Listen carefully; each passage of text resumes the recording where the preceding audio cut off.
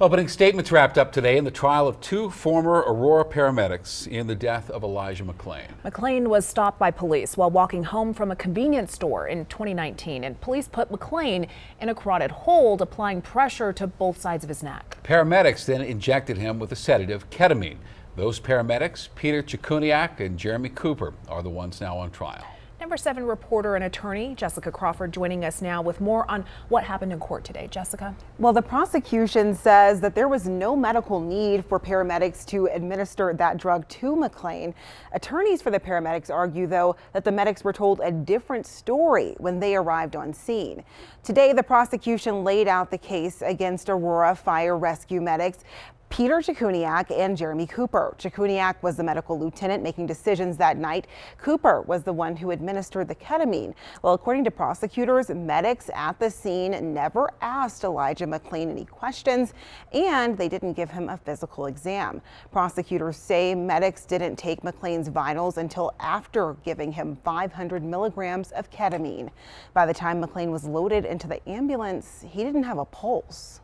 The defendants consciously and repeatedly disregarded substantial risks to Elijah.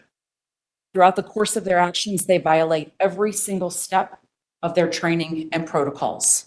Not one step, not 2 steps, not 3 steps, every step. Meanwhile, attorneys for the paramedics claim officers prevented the medics from being able to give McClain proper medical attention. The defense said police told medics McClain was disoriented, aggressive, and had increased strength. They claim the protocol taught them to administer ketamine at that point. When emergency medical personnel are summoned to a scene, they are there to do 3 things. And 3 things only. They are there to assess, they are there to stabilize, and they are there to transport. That's it. They are not there to enforce the law. They are not there to take anyone into custody.